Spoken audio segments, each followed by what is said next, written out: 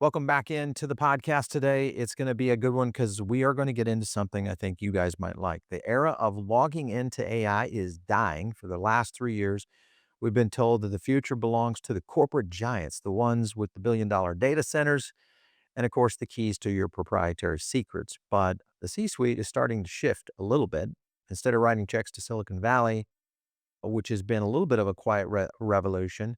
Now, what we're seeing is people starting to move on to their own hard drive. So, today we're going to be joined by Sam Ransbotham, who is the man who spent several years tracking how AI actually makes and breaks businesses. And we're going to ask the $1 trillion question: is the era of centralized AI already over? Hey, Sam, welcome into the show. How are you? Oh, great. Thanks for having me. Yeah, so we're going to get into a lot around AI and its use case, I guess, and where it's heading. When you look at the current landscape right now, and this, of course, has been kind of centered around the issue of corporate giants versus what we talk about a lot on this show, which is the sovereign individual. I've had a chance to play with the Claude bot. I've had a chance to play with some of the tools where I can run my own LLM on my, Apple Mini or one of the Apple devices, whether it's an M5 or an M4. This has kinda changed the game a little bit for most. You, of course, have been on record talking about this. Is this something that you see as a bigger transition from using cloud-like LLMs, or do you think this is just a fad? I think with any question like that, the answer is always yes. You I mean, it'd be we wouldn't even be talking about these questions if it was not if it was a clean, clear direction, one or the other. Yeah, So to speak out of both sides of my mouth, I see both the massive growth of technical giants, these companies that are, that we hear in the news, and they have such incredible returns to scale right. that they are, you know, headed towards monopolistic behavior if we're not careful. Now, at the same time, you mentioned the idea that you can run these things on your own. And now, but Paul, I'll push back a little bit. When you've run these things on your own, where did you get your models from? Well, I was using the Claude. Yes, of course, it comes from the major companies. Yes, So that, I get where you're going with it. yeah, Uh okay. So I think that's But something we have to Anthropic, be I thinking would about. say, is I feel like if anyone is the good AI company, at least right now, I feel like it's Anthropic. Maybe that's not gonna be the case in a year.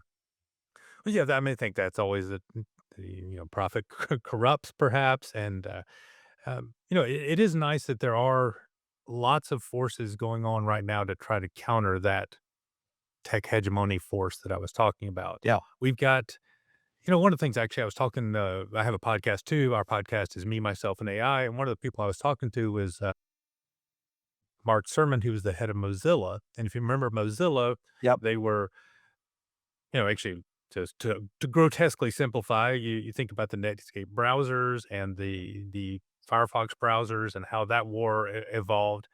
One of the things, even though we don't necessarily all use the Mozilla products, the fact that those products exist give us an option. They Yeah. give us an out. They give us an ability to withdraw from Good point. the other point. So when I think about some of these things that are going on with artificial intelligence, that's one of the things that I think we keep in mind is that it's important that we have credible options for using these non-tech giant tools. And, I don't know if you're familiar with Hugging Face. I had Tom Wolfe on our show as well. Mhm. Hugging Face is a source of open source models. Yeah. And, I think these are really important forces that are shaping the dynamic. Okay, so you have, major corporations out there that are going all in, some of which are going all in, but you look at Walmart, DHL, Porsche. I mean, we've seen a whole slew of companies that have kinda gone into this level. Do you feel that by opening up a company's basically data moat, right into these LLMs, which I'm assuming are learning off of that data, because I'm always very concerned about putting private data into an Oh, LLM you and should say, be. "Hey, analyze this." Do you think there are any concerns with them? And I'm talking about major Fortune 5, Fortune 1000 companies. Okay, so let's draw a distinction here. When we have concerns about these these models training off our data, that's exactly what they do. They train off our data. Yeah. Now, we also have abilities to control the level of data sharing. And so when you Sure. mention these giant companies, they are in licensing agreements, they are in usage terms that likely prohibit that. Now, we could take it down a dark angle that says, is that really happening? Is there leakage? Is there, that's a different sort of angle on the discussion of whether or not that's really happening according to your license agreement. Mhm. But I'd say at the top level, there are clear rules and there are clear guidelines that these companies will, enter into agreements with you. And I think about that from the educational perspective. I'm a professor at Boston College. We're dictated by rules like FERPA, this, governing the use of student data. And so when we think about using these tools, we have to be careful about the use of data, just like Yeah. healthcare has with HIPAA. And it's something to think about. And, we have established tools that our organization has agreements with, and we have a couple of them. So we're, not tied to just one. Do you think that with the use cases that we're seeing now, the rise of personal and hosted AI, is that something that it's just a matter of time before this becomes very easy to do for most people, that, has an extra, Mac Mini or something of that nature, like myself, and I'm running a fairly decent amount of, I think, processes on it of what I'm asking it to do. All it doesn't necessarily replace a person yet, but then again, I haven't really challenged the use cases for it. Is that something that's coming faster, or do you think that's gonna take some time to develop? It is coming faster. I mean, we're definitely seeing trends in that. I think you could not have done what you're just talking about a year ago as Exactly, easily. yeah. And so, the trend is clearly there. I mean, one of the things that I don't want to sidetrack our conversation because it may not be what your audience is interested in, but one of the pieces of software that I'm involved with right now through our Austin College Center for the Economics of Ideas is it has an embedded LLM in that product. Mm. And we deliver that locally to people for the exact concerns that you're mentioning. Yeah, Now, when we do that, we have to be pretty cognizant of the trade-offs that we're making. We can't use I'm from the South. We can't use the big honking models, the the truly monstrous ones because sure. we know that our users may not have that level of hardware. Now, so it puts us in a smaller model, which for our use case works, but it doesn't necessarily. What we've seen now is returns to scale are phenomenal, and using those bigger models, I think at least at this point, are well beyond what your local Mac Mini or whatever your local hardware can do. You just get a much greater performance out of the larger data set. Do you think we'll see a future where every employee would have a personal AI that they would just kinda carry with them from job to job? Actually, I really like where you're going with that, and that makes a lot of sense. And I like the idea that we would own that we would be in control of our destinies, we'd be in control of our data, we'd be in control of what we shared. Um, Now, it's gonna have to be productized in a way to make it acceptable for people. I mean, Yeah. you're able to do that because you didn't assemble a computer, you didn't train a model, people are providing the Lego components that let you put that together. And the concern is who's gonna put in those Lego components? Who's gonna put those pieces together? The if it's a product and it's a product that is. Actually, let's go back. I mean, to you think about what happened in the 1980s with Sabre Airlines, and this is a little bit of a side story, but Sabre Airline, not Sabre Technologies. Sabre was a subdivision of American Airlines, and what they did was they provided tools to travel agents. They provided terminals and hardware Yep. and equipment and put it on the travel agent desk. And in a unshocking turn of events, it always recommended American airline tickets first. Now, I Unshocking. actually, I don't think we can necessarily blame them. They're not gonna deliver free technologies without getting some compensation for that. Yeah. And so when, to your question, when it becomes individual, when we deliver these technologies on individual desks, that's gonna require someone to create the product ecosystem around that. What are their profit motives? Right. Are they aligned with yours? Now, they may be completely in line with yours if you literally pay for the product and you get a product that is optimized for your personal highest objective function. But when we use the products of other people, they are optimized on that company's objective function. Yeah. So, and go ahead.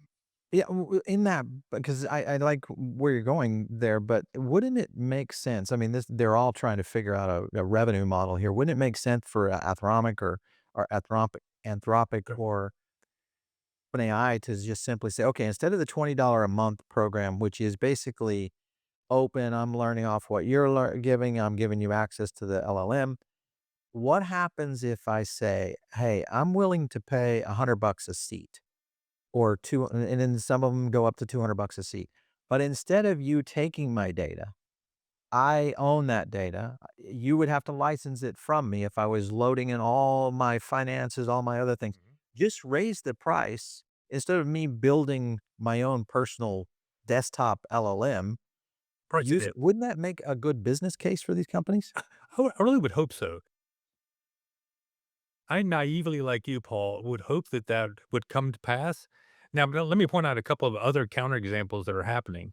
If you think about what's happening with the cable industry and streaming services, Yep. you can pay for no ad versions, right? Do you know what those no ad versions have in them? Yeah, it's terrible. Ads. Okay, so I'm really not sure how that's going to play out, and I don't want to be too sort of conspiracy oriented, but I think there's going to be a because of the value of our individual data and its value to They could just you, never let it go. They it's gotta gonna have be it. really hard to price that in completely. Or maybe a different way of saying that is I'm not sure that you would pay the market price that is the price, that would support that. Now, I think it's an open question, and I would really like for somebody to go out there and explore that. That'd be really interesting. Yeah. Well, if it happens, I would be one of the first that would pay for it because I'm willing to go spend $1,000 or more on a device and then another, 40 hours to set one of these things up over a week and then invest the time and effort. So if you have all of that disappear, because that's not a normal person's process. That's a very Right. edge case Mhm. situation, you would have to create something much easier to use for that to ever become even a valid market sliver going out there. So maybe it Well, will happen. I'm hoping at least it will. yeah, no, I think so too. But let me kind of push back on some of the thing you're saying there, which I mean, I agree. I mean, I think that it would be nice to do that. But you mentioned, $1,000 a month. That is a staggering sum of money, which will create a massive societal digital divide. It, Yes. there, there will be the people who can Or afford to understand. have that, and the people who cannot, and that leads to all sorts of That's a good difficulties. point because right now, I mean, the smartphone has kind of leveled the playing field for all of society. Great It's analogy. Great somewhat analogy. approachable by anyone worldwide, and it has really and of course, as we see more and more devices that are running on smartphones, and even now the power of some of this tech. I just saw Apple drop their Neo laptop, which is running one of the iPhone, Operating silicon chips. So systems. Mhm. that's pretty significant because it does bring down compute cost. That continues to lower, but at the same time, compute requirement is continuing to raise when it comes to AI. So at some point, is this just a broken business model down the road? Because data centers are very slow going. You have the power conundrum that everybody's facing. We don't have nuclear yet. Elon's out here thinking, let's go into space and use solar and run data farms out there. At some point, it just feels like this doesn't have a sustainable path forward unless it's decentralized in some way. Okay, so I mean, I like some of those arguments. Let me think back on some others. Just because it's decentralized, the power didn't go away. Your phone is taking power the same way Sure, a data center. sure. So it's not that we're making choices about where and how. So it hasn't eliminated that.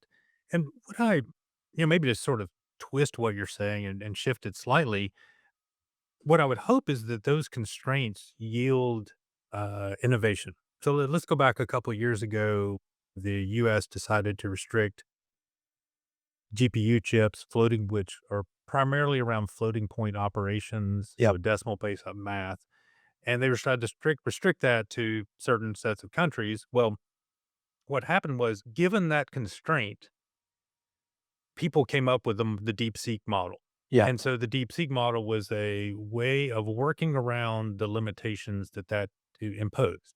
Now, good or bad, what right or wrong, not important. I'm mentioning that as an analogy for if we have constraints, and you mentioned one, power, people will come up with ways around that. Yeah. And, I don't know that that's necessarily a fundamental, inviolate, requirement that these things have to continue to, for example, to take more power. Well, we cover blockchain a lot here. Okay. Decentralized technology is kind of a known evolution of where the finance system is growing, and now we're talking about tokenized assets that also run on multiple chains. So I think that I still believe that if you look at and granted, there's been a handful of companies out there who have attempted decentralized GPU for graphics processing, Mhm.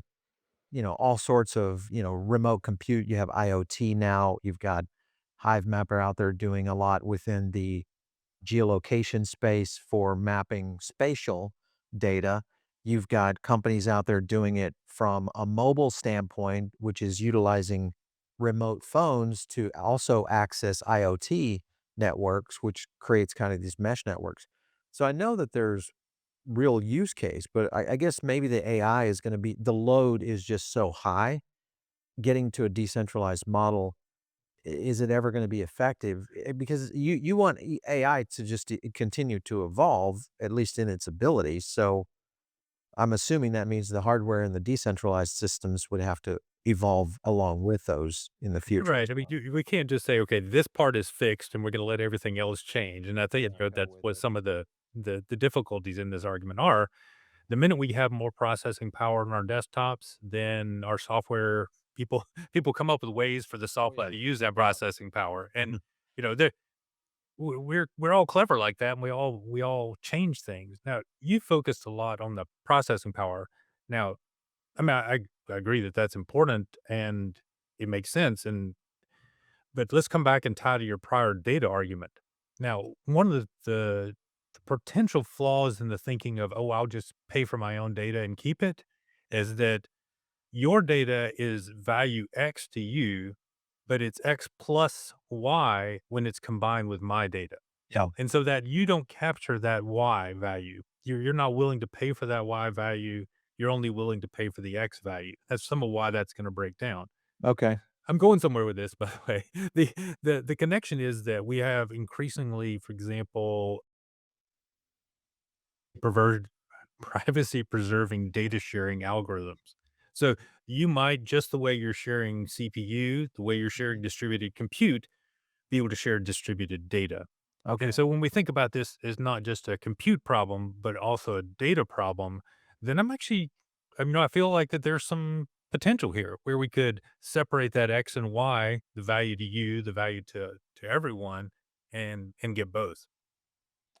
Let's shift over to the jobs discussion that everybody always likes to say AI is going to eat every job out there, blah blah blah. Um, the manager's new role. So whether that is a prompt jockey, someone that just really understands the use case of it, can disseminate data into AIs so that their productivity is much more broad.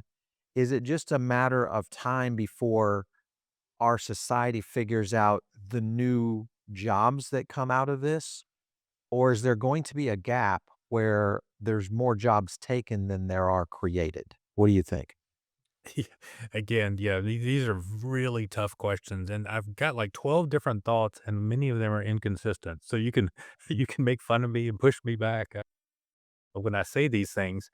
I mean, one thing I'll say is that in the face of new technologies, we as a species have always figured out new things to do, new ways to use the technology. No one is working less than they were working in the past. Totally agree. So now, on the other hand, the dinosaurs were doing pretty well until the extinction event. And so, all it takes is one extinction event to Yes. change everything. Yes. So we can't completely by my argument that we can just extrapolate, we've always found new things. On the other hand, it is true that these tools are doing more, but I think about this in terms of technology dividends. Like Mhm.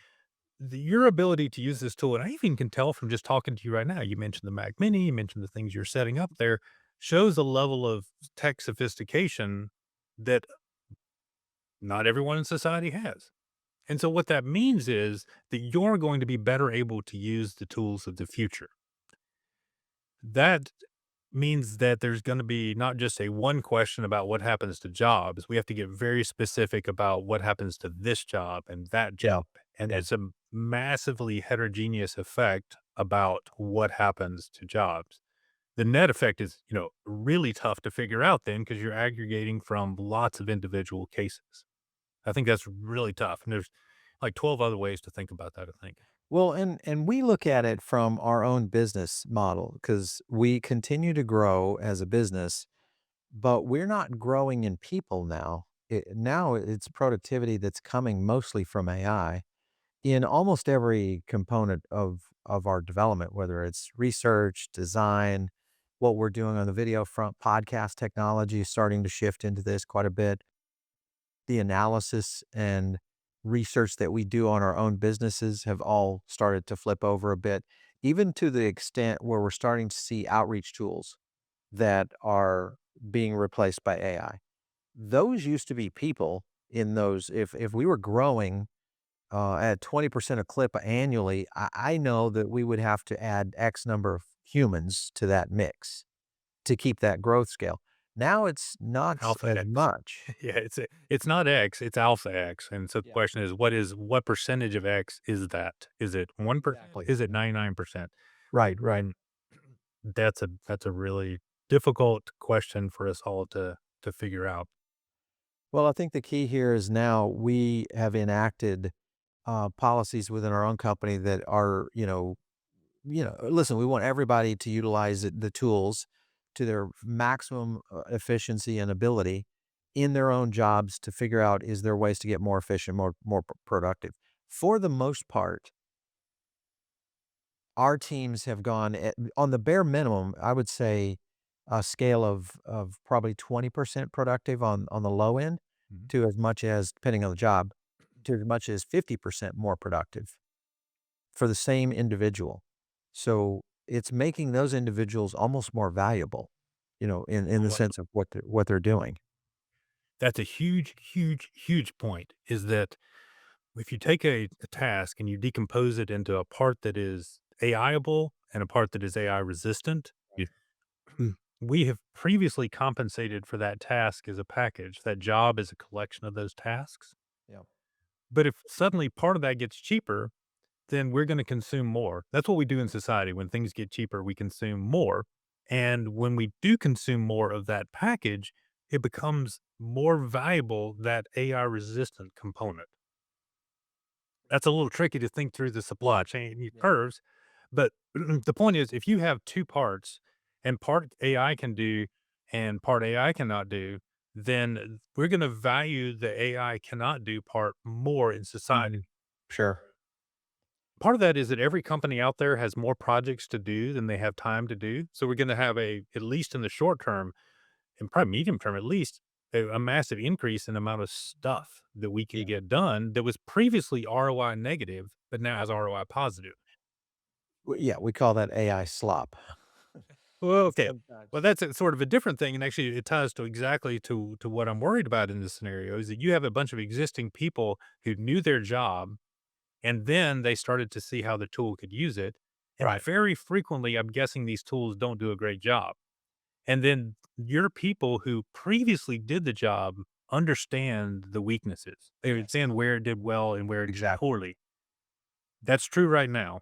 What happens in a decade? Yeah, well, When that's the key. that's the real crux. And I don't think any of us really have a good answer for that.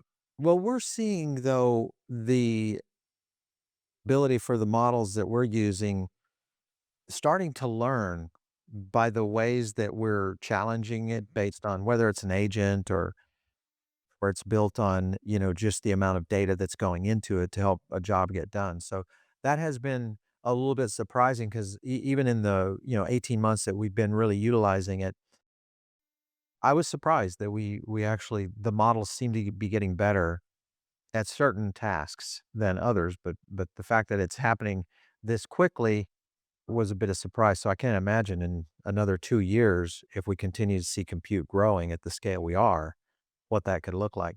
Talk to me about agents, Mhm. because I hear more and more people say this almost nirvana.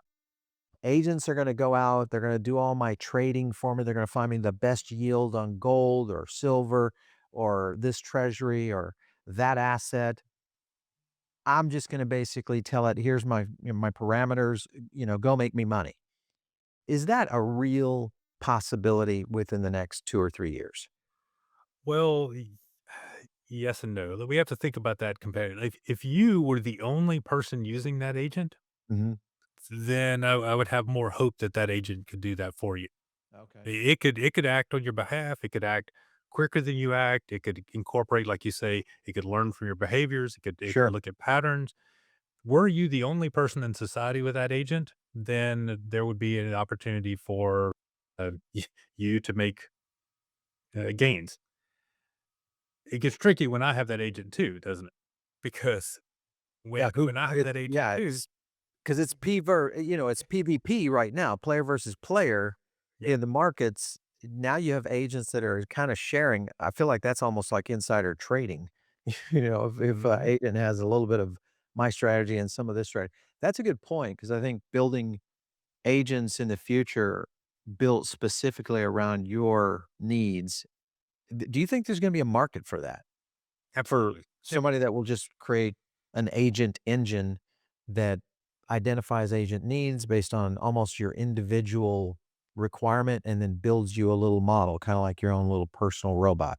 absolutely. I mean, so if you think about what happened over the last couple of decades, sorry, like couple of centuries, we went from blacksmiths making things to automated production, which made the same thing at scale. Yeah.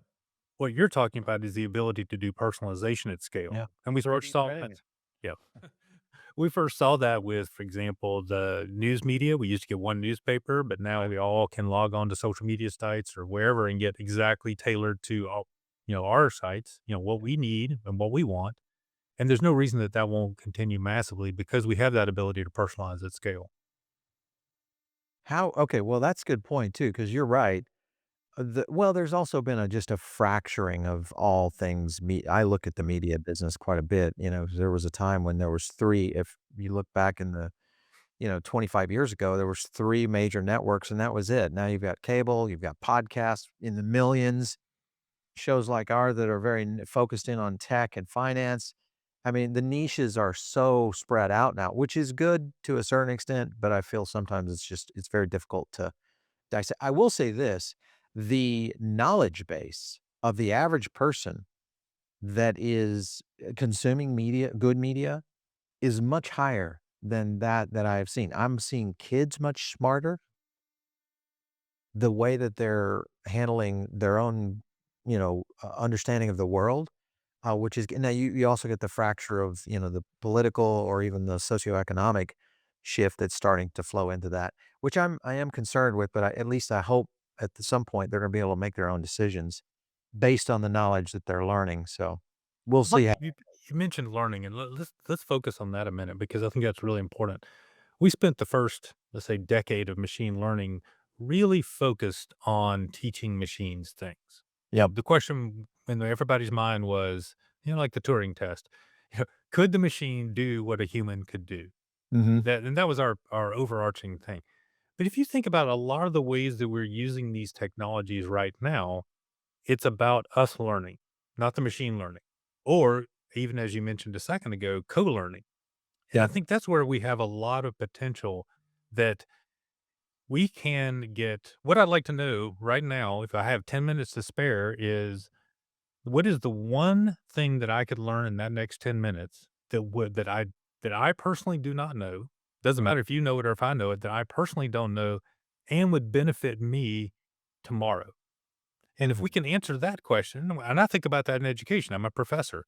we've gone in historically and gone into a classroom and said, "Here's my lecture," Right. and, all 50 people need to listen to it and learn from it, and there was always a group of people at one tail who didn't need to be there because they already knew it, and there's already a group of people at the other tail who didn't have the background prep, Right. and, you were trying to get that sweet spot in the middle.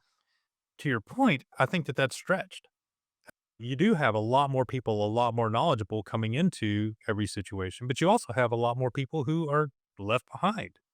Yeah. And so if we can personalize these learning situations at scale, then there's a huge opportunity for us as humans. So you get a chance to use these models quite a bit, personal use wise. What is the one thing that you would use or you use AI for in your own daily life right now that might surprise people? Oh gosh. I don't know. I'm pretty transparent in that the things that I do, I work on programs. I love programs, but actually, I don't know. Let's make a very specific example. I have never listened to your podcast before today. I mean, I don't know if that's going to hurt everybody's feelings. I mean, you've got like you mentioned, your crypto angle is not something that I'm personally interested in. In about an half an hour of using a tool, I was able to get a good feeling for I think the last 50 or so episodes that you've done, what the common themes were, how that related to the kinds of things that I was interested in. And it helped me think about how this conversation would play out. And part of that feels like a little bit stalking-ish, if I've gone too far, Sure, sure. to tailor everything in my interaction with you exactly around what I know about you. On the other hand, part of it's just an amazing ability to prep.